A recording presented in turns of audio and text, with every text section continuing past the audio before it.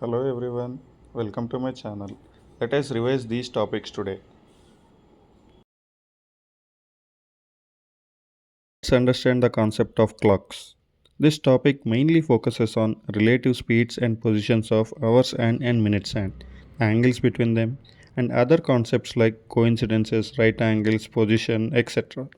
Let's understand some key notes. For easy understanding of this topic, compare the clock with a circle with 360-degree angle and 12 divisions for hours and 60 divisions for minutes. Let us understand the speed of the hands and their movement. Minute hand cover 360-degree angle in 60 minutes. That means 360 by 60 is 6-degree angle per minute. We can say the speed of the minute's hand is 6 degrees angle per minute. Same way hour's hand covers 360-degree angle in 12 hours. That means 360 by 12 is 30-degree angle per hour. And it can be said that 0.5-degree angle per minute.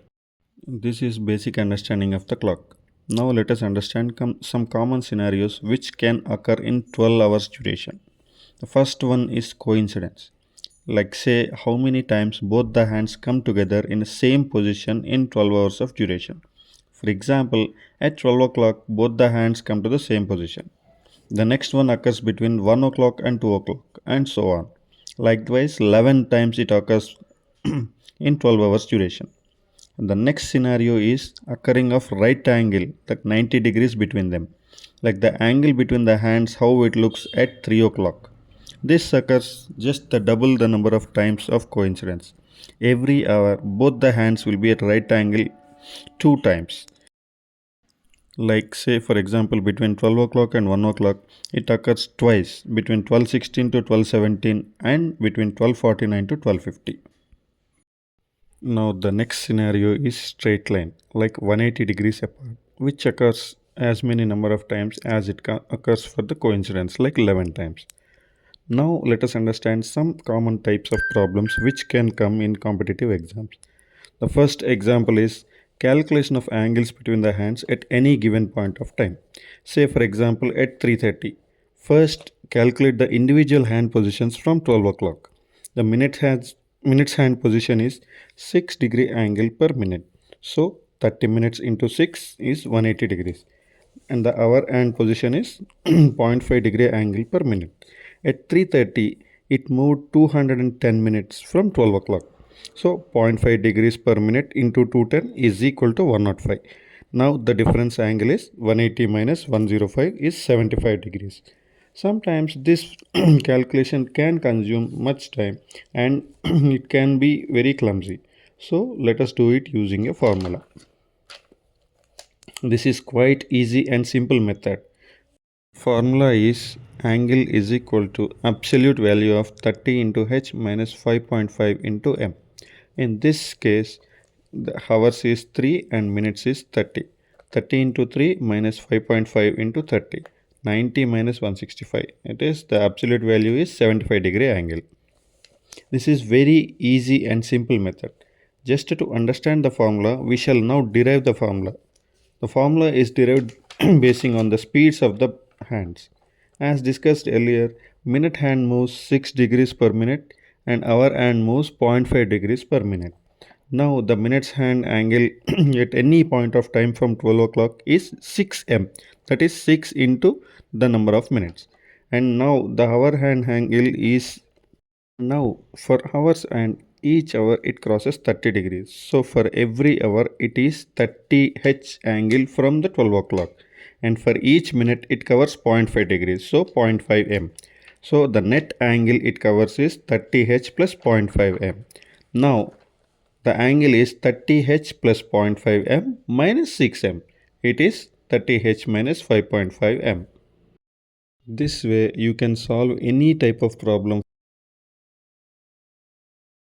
Topic concept of calendars and learn how to solve various kinds of problems related to it.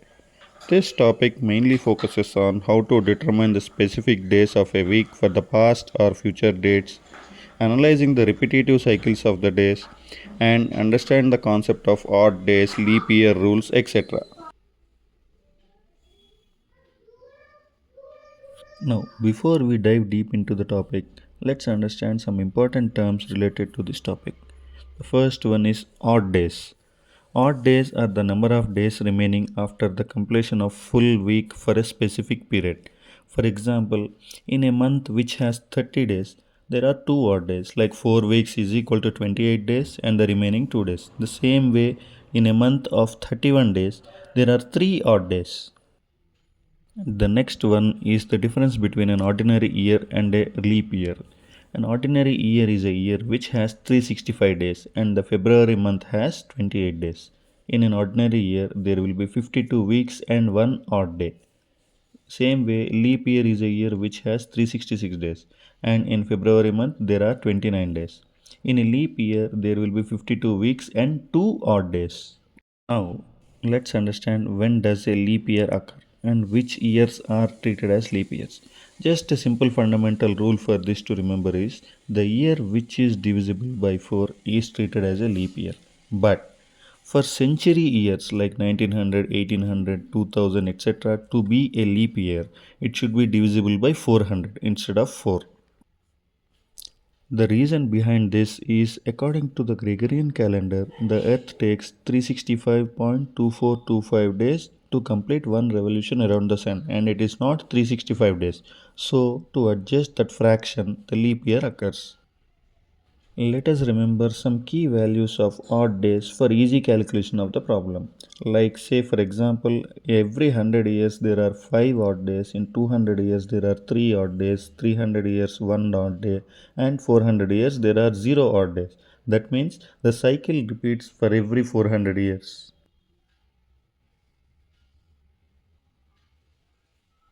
Now let us understand some common types of problems. Example 1. Find a day with reference to a date. Suppose 1st January of 2025 was a Monday, then what day is the 1st January 2026? First, while calculating these kind of problems, let us calculate how many leap years occur between these two days and with the let's calculate the number of odd days. For this example, 2025 is not a leap year, so it is a normal year and it has one odd day. Then the answer will be Tuesday, that is next day of Monday. In another case, there may be a problems like find a day without any reference date. Here, in this kind of cases, we consider the reference day as year 1 AD 1st January is as a Monday. And from here, we calculate the odd days basing on the years, centuries, etc. and calculate the day. And the third case may be finding a future year which has the exact same calendar year as the present year or any specified years. For this, depending upon the year, the ordinary year calendar typically repeats after either 6 or 11 years, whereas leap year repeats after every 28 years. By remembering these fundamental basics, we can easily calculate the days and we can solve the calendar related problems very easily. Learn about the concept syllogisms. Syllogism problems mainly focus on drawing a conclusion or conclusions from two or more given statements or premises, which are assumed to be true. Like here, for this kind of problems, the given statements should be assumed true even if they contradict the known universal facts. A standard or a basic syllogism problem consists of three main parts, that is, major premise, a general statement, minor premise, a specific statement, and a conclusion, which is a logical result. For example, all men are humans. It is a general statement. Ramu is a man is a minor premise or a specific statement. Ramu is a human is called a conclusion. Here, there are some general types of statements, universal affirmatives, like for example, all x are y, universal negatives, like no x is y, particular affirmatives, like some x are y, and particular negative, like some x are not y. There are some validity rules which one should keep in mind before solving the problems. They are: if both the premises are negative, no conclusion can be drawn. If both the premises are negative, no definite conclusion can be drawn. If one premises is negative, the conclusion must be a negative. A term cannot be distributed in the conclusion if it is not distributed in the premises. If all the statements are positive, then negative conclusion is impossible and vice versa. There are some common methods for solving this kind of problems. Those are Venn diagrams and 150 method. But Venn diagrams are more popular and very easy for solving these problems. Some relative terms and synonyms for solving this kind of problems are deductive reasoning, logical argument, categorical reasoning, and inference. Some common types of problems are categorical, like all x are y, conditional, if x then y, disjunctive, either x or y. Remember some key tips while drawing Venn diagrams. Like for example, if all x are y, please draw all the part of x inside y. If some x are y, there are two possibilities, like some x is overlapped with y and some is not overlapped, or the total of y is completely inside the x. No x is y. Both the x and y circles should be separate. Some x are not y. X and y should overlap as in second case, and the whole of y should be inside the x.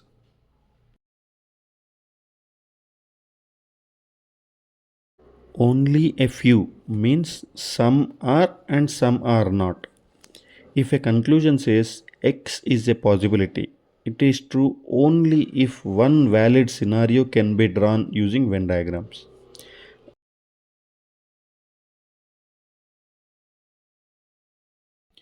In either or cases, look for the complementary pairs, like some A are B and no A is B, or all A are B and some A are not B. Here, at least one must be true.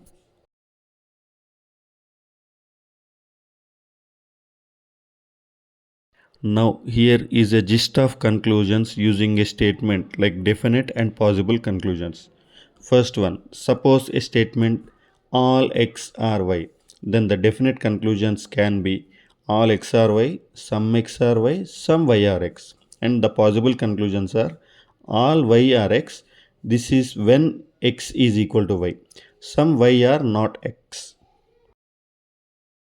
Suppose a statement some x are y, then the definite conclusions can be some x are y and some y are x. The possible conclusions are all x are y, all y are x. This is possible when x is equal to y. Some x are not y and some y are not x. Suppose a statement some A are not B. The definite conclusions are some A are not B. And the possible conclusions some A are B, no A is B, no B is A, some B are not A, all B are A. Suppose a statement no x is y. Definite conclusion no x is y, no y is x. And possible conclusion no possibility is true. As in the previous case where we have discussed, if there is a negative statement, then there can be no possible conclusion. Here, if you observe, for all the definite conclusions, the statement itself is one of the conclusion, and there can be other definite conclusions which are also a part of it. Keeping all the above facts and statements in mind, let us try to solve a couple of examples here. Here in the example 1, there are three given statements. Statement 1, some pencils are pens, all pens are scales, and all scales are erasers. And the conclusions are all pens are erasers, some scales are pencils, some pencils are erasers. So we will do a solution using a Venn diagram. First, we draw here for the statement 1. Some pencils are pens. So, some of the pencils is overlapped with pens. When we combine statement 1 and 2, in statement 2, all pens are scales. So, all the pens should be inside the scales. So, we draw a circle which for scales which is covering all the pens. Now, if we combine statement 1, 2 and 3, all scales should be inside the erasers. So, this is the possible diagram. And now we see the conclusions. all pens are erasers. Here we can observe that all the pens are inside the eraser. So conclusion 1 is true. Some scales are pencils. So here the possibility the scales is somehow overlapping with pencils, and this is also true. And the conclusion 3, some pencils are erasers. So here we observe that some pencils are overlapping with the eraser, and this statement is also a true.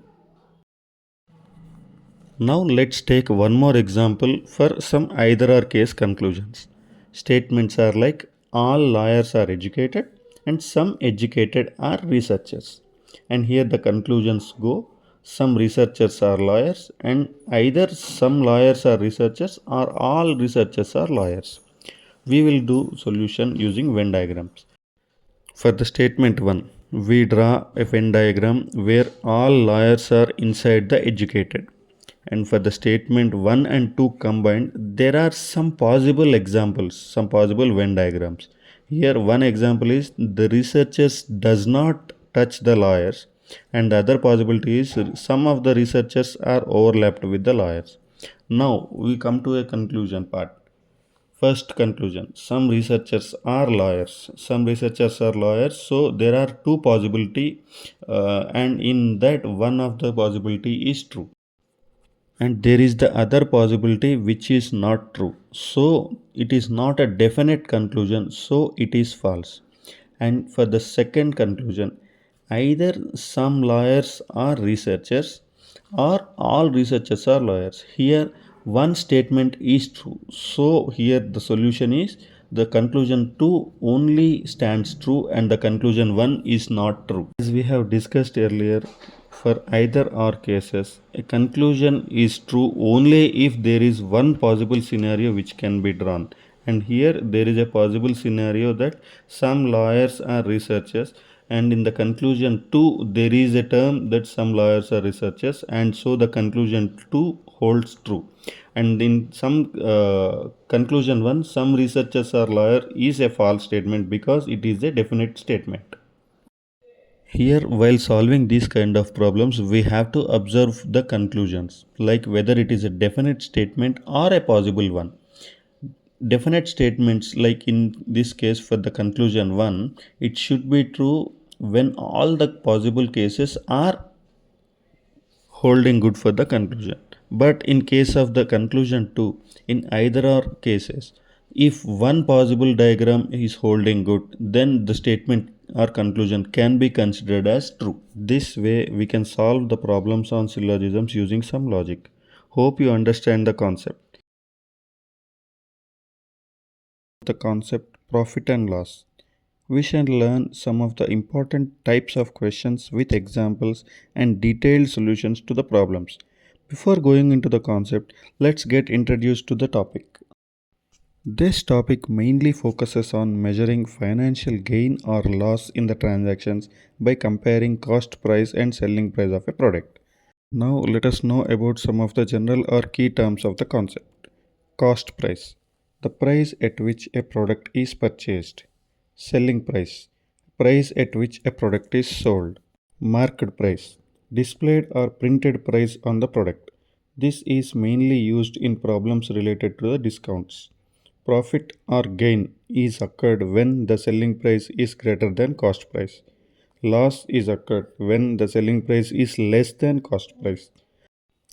Discount is equal to the market price minus selling price. Let's learn some of the important formulas for easy calculation of the concept. Profit percentage is equal to selling price minus cost price by cost price into 100. Loss percentage is equal to cost price minus selling price by cost price into 100.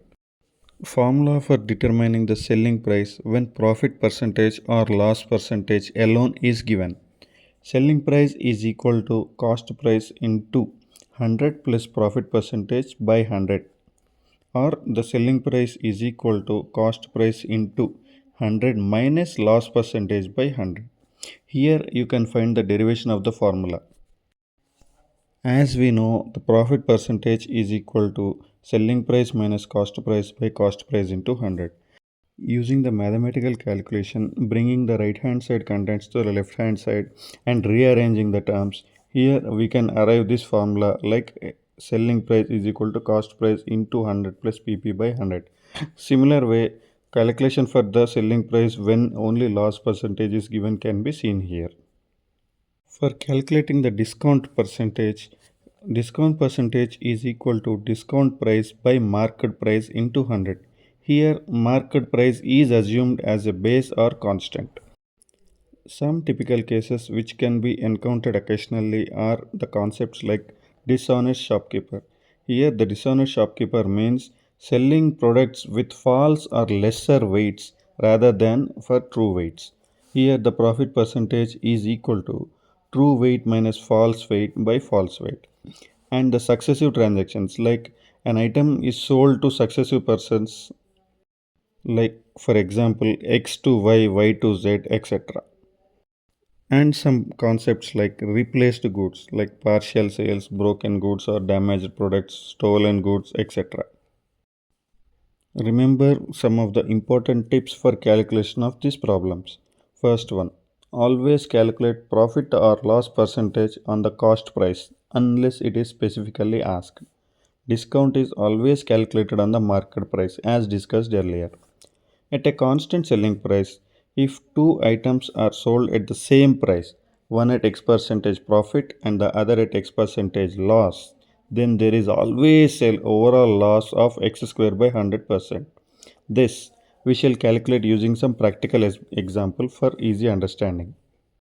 A man purchased two chairs at different cost prices and sold them each for 500 rupees. That is, the selling price is fixed here. Find the cost prices of the chairs and also determine the overall profit or loss percent if the profit and loss percent is same at 10% for each transaction. Solution for this starts from determining the cost prices. In the scenario 1, where cost price 1 is equal to SP into 100 by 100 plus profit percentage. Here, selling price SP is equal to 500, profit percentage is equal to 10, and by calculation we get 454.54 rupees as a cost price 1. And in the cost price 2, SP is equal to 500 and the same loss percentage is equal to 10. Here we get SP2 as 555.55 rupees. Now the total selling price SP1 plus SP2, which is 1000 rupees, and the total cost price is equal to 454.54 plus 555.55. Here it is 1010 rupees point 10 paisa. Here it is a loss because the cost price is more than selling price. Loss percentage is equal to 1010.10, and you can find the calculation. It is almost 1%, that is x square by 100. Here it is difficult to relate the formula. We will understand this easily with using one more example, assuming the overall conditions of the above problem is same, just changing the percentage of profit or loss to 5%. Now here the cost price 1 calculation is as such, and we get CP1 as 476.19 rupees, and the CP2 calculation, and here CP2 is 526.31 rupees. Total selling price is equal to 1000 and cost price is equal to 1002.50. Loss percentage is equal to total cost price minus total selling price by total cost price into 100. 1002.5 minus 1000 by 1002.5 into 100, which is 0.25, that is x square by 100. There are other kind of examples, like for example 1, problems on purchase of goods adding some value to the product and selling it. Here for example, Ramu buys an old car for rupees 47,000 and spends rupees 8,000 for its repair and renovation, and he sells the same for 58,000 rupees. What is his profit percentage? The solution for this is cost price is 47,000, value addition is 8,000, which is his additional investment. So the net cost price comes to 55,000, 47,000 plus 8,000. The profit percentage is equal to selling price minus cost price by cost price as the formula goes. And here we will get 300 by 55, that is 5.45 percentage as his net profit percentage. Let's take other scenario where determining the profit or loss percentage with indirect data. A merchant sold a TV for rupees 4500 and he occurred a net loss of 16.66 percentage.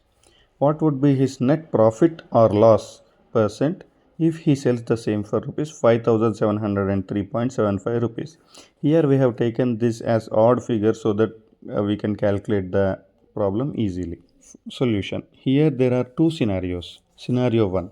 Here the selling price 1 means in the first case he has sold it for 4500 rupees with a loss percentage of 16.66%. For determining the cost price of the product, we are doing CP1 is equal to SP into 100 by 100 minus LP, and the cost price is almost 5400 rupees.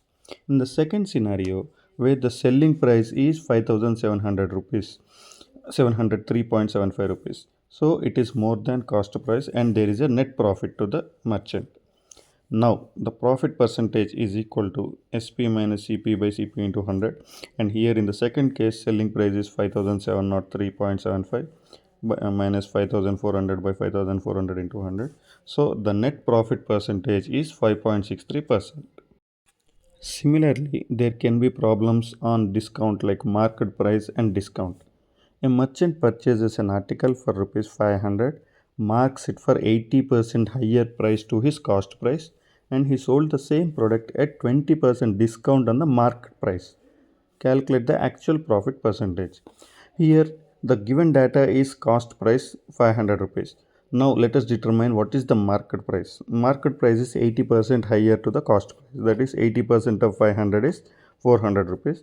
So the market price is 500 plus 400 900 rupees. He sold the same product at 20% discount on the market price. Now the 20% of the market price is 180 rupees. So the selling price is market price minus discount, which is 720 rupees. The profit percentage as usual is SP minus CP by CP into 100, that is 720 minus 500 by 500. So it is 44%. This way, by using the formulas and other tips, we can easily find the solutions to the problems related to concept of profit and loss. Concept of percentages. Before going into the concept, let us get introduced to the topic and learn some of the useful tips and terms related to the topic. A percentage represents a portion of a whole expressed as a number out of 100, or percentage represents a value per 100, or expressing a part of whole as a fraction of 100. Just remember, denominator is always 100, that means the whole value. The general formula is part by whole into 100 is equal to the percentage. Percentage word is derived from the Latin percentum, means per 100 or out of 100. The general representations goes like decimals. 50% is 0.5, 30% is 0.3, so on. And fractions like 50% is 1 by 2, 33% 1 by 3, and so on. Percentages are generally used to calculate discounts, interest rates, probability, rate increase, etc. The general conversion methods are percentage to decimal. To do this, divide the value by 100 and remove the percentage symbol. Like 45% is equal to 45 by 100, that is 0.45. And decimal to percentage. Here multiply by 100 and add percentage symbol. For example, 20%, 0.2 into 100 is 20%. Percentage to fraction. Place the 100 as denominator to the percentage value and then simplify. By doing 25% is 1 by 4. And fraction to percentage calculation. Multiply the fraction with 100 and simplify. Here it comes to 12.5. Let us understand some core concepts and formulas. Percentage value is equal to part by whole into 100. Part value is equal to percentage value into total by 100. Percentage increase is equal to new value minus old value into 100. Here, when the increase happens, new value is always greater than old value. And percentage decrease is equal to old value minus new value by old value into 100. Decrease means the old value is greater than new value. Here, observe one thing. The old value is taken as a base in both the cases unless it is specified. There can be problems like successive percentage change. For example, if a value is increased by x% and then successively increased the value by y%, then the net change is x plus x into y by 100 percentage. To derive this formula, let the base value is a. First, increase the value by x% and then the new value is b. X is equal to b minus a by a into 100. Rearranging the terms, a into x by 100 is equal to b minus a, then b is equal to a into x by 100 plus a. Now b is increased by y% and the new final value be c. Then y is equal to c minus b by b into 100, c is equal to y into b by 100, and calculation goes on. And b is equal to a into x by 100 plus 1. C is equal to y by 100 plus 1 into x by 100 plus 1 into a, and multiplying and splitting the terms, you get x into y into a by 100 into 100 plus x into a by 100 plus y into a by 100 plus a, and c minus a, bringing the term a to left hand side, we will get the total value as x into y by 100 plus y into a, percentage of a. So here observe one thing, base value. The base value identification is the trick, and there lies the whole magic in solving any problem related to the percentages. Population growth, that means new population is equal to old population into 1 plus r by 100 whole to the power of n, where r is the rate of increase and n is the number of years. Some tips or shortcuts for easy calculation. First one, always remember x percentage of y is always equal to y percentage of x. For example, 50% of 20 is 10, and the same way 20% of 50 is also equal to 10. By doing the calculation and re-verification, you can get the same value as 10. Similarly, you can cross verify with any value and you will get the answer as same. Like for example, 18 percentage of 50 is equal to 50 percentage of 18, that is 9. The second one is calculation using multiplication. See, for example, what is the 15% of 30? So multiply 15 by 30 and you will get the answer 450. Then divide the value by 100, 4.5. This is the answer. You can cross check with regular calculation. Main important trick is to understand the question. For example, 25% of A is 36. What is the value of A? Then for calculation, we need 25% means 25 by 100 of A, means just multiply the value 25 by 100 with A. You will get 25 by 100 into A is equal to 36. So the value of A comes 144. Some standard fractions for percentages is 100% is equal to 1, 50% 1 by 2, 25% 1 by 4, 33 1 by 3% is 1 by 3, 10% 1 by 10, 20% 1 by 5, 75% 3 by 4, 12.5% 1 by 8, and so on. Just remember these values for using in calculations. For calculation of percentage of any number, if it is at a standard value, just use these fractions for easy calculation. Like for example, what is the 25% of 160? Just multiply 160 with fraction, that is 160 into 1 by 4, that is 40. So the value 25% of 160 is 40. Now let us understand the concept more deeply by calculating some of the examples. First example, if 15% of A is same as 18% of B, then 25% of A is equal to what percentage of B? For this, first write what is the given data. 15% of A is equal to 18% of B. Then 25% of A is equal to how much of B? Now cross multiply these two equations, like 15 by 100 into A into question mark by 100 into B, and 18 by 100 into B into 25 by 100 into a. So cancelling the terms on either side and rearranging the terms, we get 15 into how much is equal to 18 into 25. So the value is 25 percentage of a is equal to 30 percentage of b. This way, even without calculating the actual value, you can directly calculate the percentages. Let us solve one more example. If the price of a pencil is 25% less than that of a pen, then price of pen is how much percentage more than that of a pencil? Here our aim is not to calculate what is the actual price of pen or pencil. Our main aim is to calculate what is the percentage of cost of pen more than that of pencil. For doing this, let us assume the arbitrary value or price of pen is equal to 100. The price of pencil is 25% less than that of pen, that is 25% less than 100. So 25 percentage of 100 is 25, then 25% less value is, then the price of pencil is 75. 100 minus 25 is 75. Now the base value is 75 because the relevant term or the relevant thing is what is the price of pen, how much percentage more than that of pencil. So here the base value is pencil cost, that is 75. Now how much is the pen's price more than that of pencil? Percentage higher is equal to new value minus old value by old value, or the base value into 100.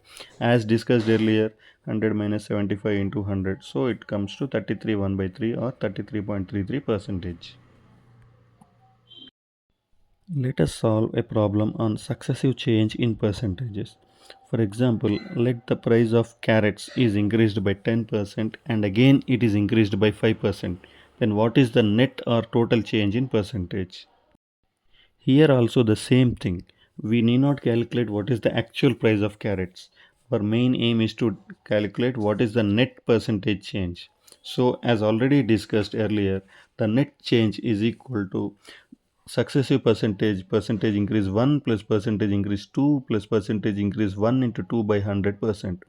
Here the first percentage is 10, second increase is 5. So 10 plus 5 plus 10 into 5 by 100%. So 15 plus 50 by 100, that comes to 15.5%. Now for example, we will recalculate it for cross verification once more. For example, let the initial price of carrot is 100. First, there is a 10% increase. So 10% of 100 is 10. So the new value is 10 plus 100, which is equal to 110. Now there is an increase of 5% on 110 value. Here the base value is 110. So 5 percentage of 110 is, by doing calculation we get 5.5. So the new final price is 110 plus 5.5, which is 115.5. So the actual change is 100 minus 115.5. So it comes to 15.5. It is same as the earlier calculation. The same way, if the carrot price is initially increased and then decreased, like initially increased by 10% and then decreased by 5%, then what is the net percentage change? Here we have to assume that increase in percentage is considered as positive with plus value and decrease in percentage is considered as negative, that is minus value. Now applying the same formula, the net change is equal to first percentage change plus second percentage change plus first into second by 100%. We will get 10 minus 5 plus 10 into minus 5 by 100%. So the answer comes to 4.5%. This you can cross verify using the regular calculation also. Now let us take one more example. Raju has to score 35 percentage marks in an examination to pass. He gets 30 marks and he is failed by 45 marks. What are the maximum marks in the exam?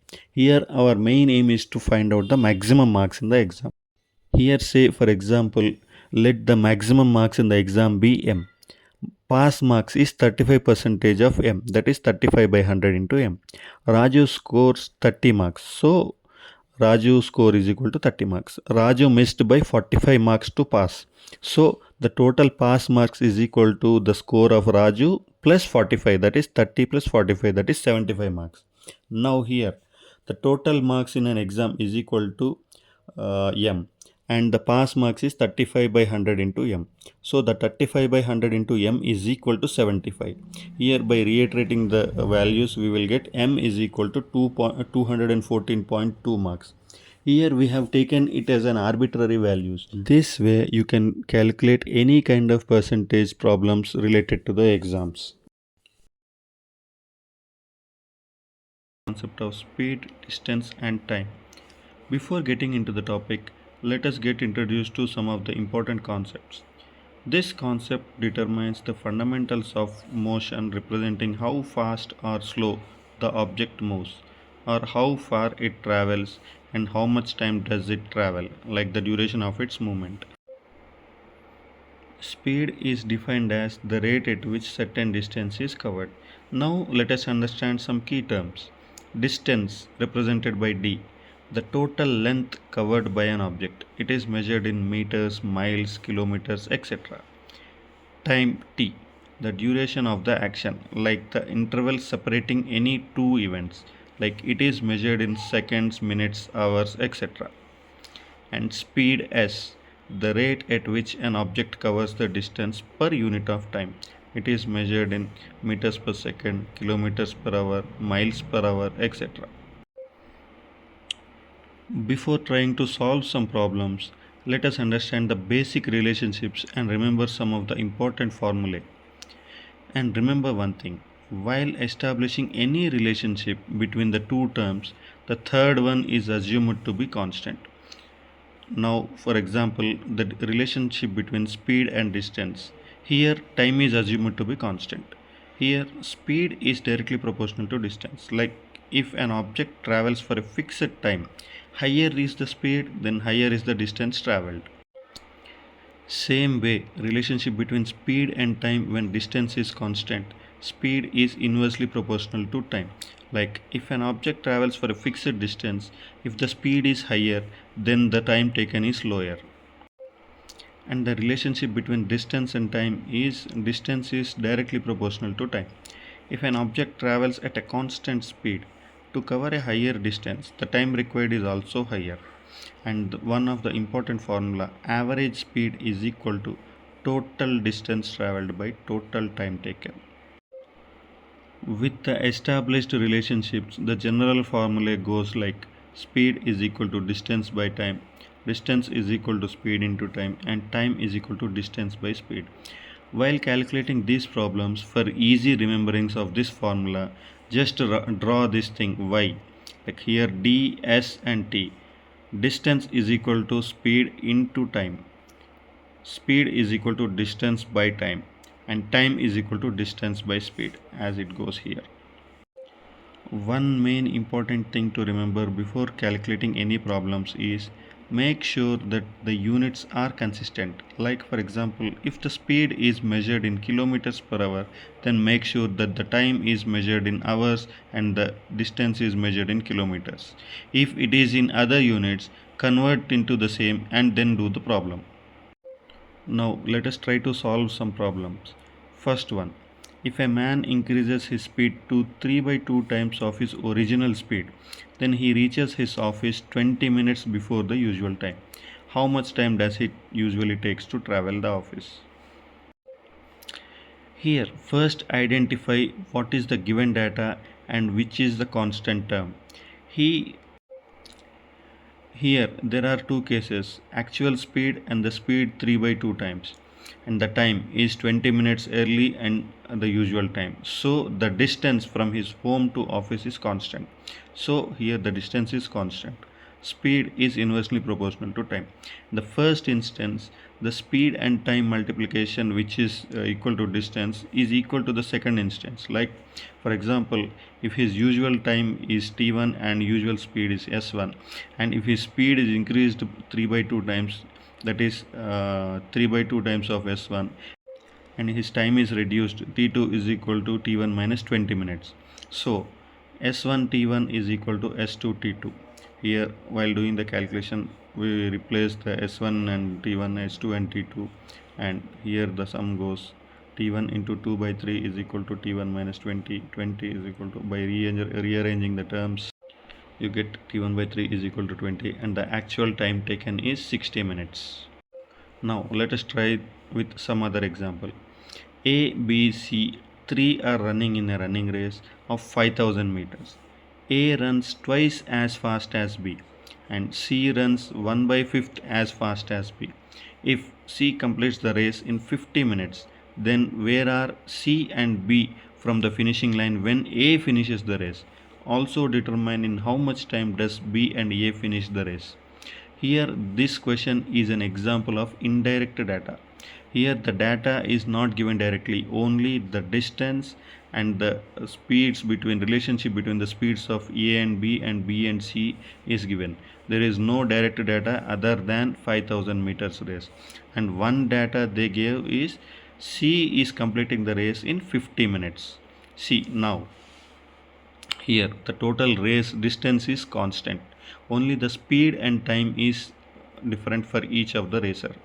Here, the distance is constant. A, B, and C. First, we will write the data for C because the time for C to complete the race is given, and also the relationship between C speed and B speed is also given. Distance is equal to 5000 meters, time is equal to 50 minutes. Then speed of C is equal to distance by time, that is S is equal to 5000 by 50 by cancellation. Speed is equal to 100 meters per minute. Now, one more relationship between C and B's speed is speed of C is equal to 1 by 5th speed of B. So, by this you can calculate the speed of B. Speed of B is equal to 5 times the speed of C. So, the speed of B comes to 500 meters per minute. Now, speed of B and speed of A, there is a relationship given that speed of A is 2 times the speed of B. Now, speed of A is equal to 2 into 500 meters per minute. So, speed of A is 1000 meters per minute. Now, the question goes, when A finishes the race, where are C and B from the finishing line? To calculate this, calculate the time by which A finishes the race. A complete the race in D by S, that is total 5000 meters by 1000 meters per minute. So A completes the race within 5 minutes. How much time does B takes to complete the race? T is equal to distance by time, that is distance traveled is same 5000 and the speed of B is 500 meters per minute. So the time taken by B to complete the race is 10 minutes and A completed the race in 5 minutes. After 5 minutes, distance traveled by B, because we need to calculate what is the distance from the finish line for B and C when A finished the race. A finished the race in 5 minutes. So after 5 minutes, the distance traveled by B is equal to speed of the B into time taken by B. So time taken by B is 5 minutes. So speed of B is equal to 500. So 2500 meters. How far from the finish line? He covered 2500 meters at the end of 5 minutes. So from the finish line is 5000 meters total finish line. So from that 5000 it is 2500 meters away. And calculating for C, after 5 minutes, distance traveled by C is speed of the C into time. Time is 5 minutes constant. Speed of C is 100 meters per minute. So distance traveled by C is 500 meters. So from the finish line, that is 5000 minus 500. So C is at a distance of 4500 meters at the time when the A finishes the race. In any problem, just find what is the given data, what is the relationship we need to establish, and what are the constant terms, whether it is direct or indirect, and so on. If you are able to identify these kind of terms, then you can calculate the problems very easily. Coming to the third problem, Raju and Ramu travels from X to Y at 24 kilometers per hour and 26 kilometers per hour respectively. That means speed of the Raju is 24 kilometers per hour and speed of Ramu is 26 kilometers per hour. Distance between X and Y means the distance between 2 points is 98 kilometers. Both of them start from X towards the Y at the same time. Ramu reaches the point Y since his speed is higher than Raju, reaches the point Y and immediately returns back towards X. So, and he meets the Raju at a point Z. Now find the distance of the point Z from the point Y. See, let us draw an illustration line. Both are starting from the point X and moving towards point Y, and since the speed of the Ramu is high, Ramu reaches the point X and again comes back. Meanwhile, Raju is also going towards the point Y. So let us assume they meet here at a point Z.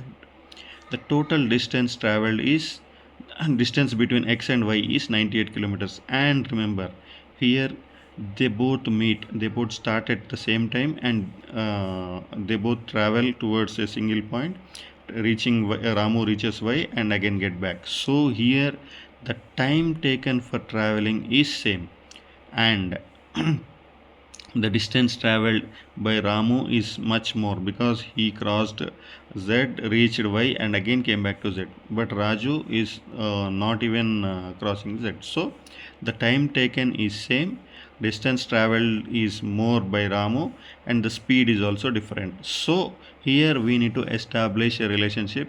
Speed is directly proportional to distance. So speed of the Ramu by speed of the Ramu by distance traveled by Ramu is equal to speed of Raju by distance traveled by Raju. Here the given data is speed of Ramu is 26 kilometers per hour, speed of Raju is 24 kilometers per hour, and the total distance is 98 kilometers. Distance traveled by Raju is 98 minus Z. This let us assume this distance as A. So they meet at a point Z. Total distance traveled is 98 minus A, and total distance traveled by Ramu is 98 plus A, since he reached all the point Y and again coming back at a distance A. And Raju did not reach Y, he is still at a distance far from Y. So distance traveled by Raju is 98 minus A and distance traveled by Ramu is 98 plus A. So speed of Ramu 26 by 98 plus A is equal to 24 by 98 minus A. Cross multiplication of these two terms, 26 into 98 minus 26 into A is equal to 24 into 98 plus 24 into A. By sending the terms to left hand side and right hand side similar terms, we get A is equal to 26 minus 24 into 98 by 50. Here A is equal to 2 into 98 by 50, that is A is equal to 3.92 kilometers. That means both of them reaches meet at a point Z, which is 3.92 kilometers away from the point Y. Let us try solving another problem. Ramu travels 48 kilometers at a speed of 12 kilometers per hour using bike, travels 62 kilometers at a speed of 31 kilometers per hour using car, and 105 kilometers at 15 kilometers per hour in bus. Find his average speed for the total distance traveled. Here we remember the formula, average speed is equal to total distance by total time. Here Ramu uses three different modes of transport and travels at three different speeds, and he completed his total journey with using three different modes. Now the distance 1 traveled is 48 kilometers using bike. Distance 2 traveled is 62 kilometers using car and 105 kilometers using bus. So the total distance is equal to 48 plus 62 plus 105, that is 215 kilometers. Now to find the average speed we need the total time. There is no data given for total time, so we extract the total time by using the speeds. Now time is equal to distance by speed. Time travel for first thing, like using bike, is equal to distance by speed. Like distance for bike is 48 kilometers and speed using bike is 12 kilometers per hour. So d1 by s1, that is 48 by 12, is 4 hours. And the similar way, distance traveled by car is 62 kilometers and speed is 31 kilometers per hour. So the time taken is 2 hours. And time t3 is equal to d3 by s3. Distance traveled by bus is 105 kilometers at a speed of 15 kilometers per hour. So 105 by 15 comes to 7 hours. So the average speed is equal to total distance by total time. Then the total distance is 215 kilometers, and by calculating we get 215 by 13, that is 16.54 kilometers per hour. The average speed is 16.54 kilometers. By using this kind of formulae and these kind of relationships, one can solve any kind of problem related to the distance, speed and time. If you have any doubts regarding the concept, do drop your comments. Thanks for watching. Please subscribe channel for more such content.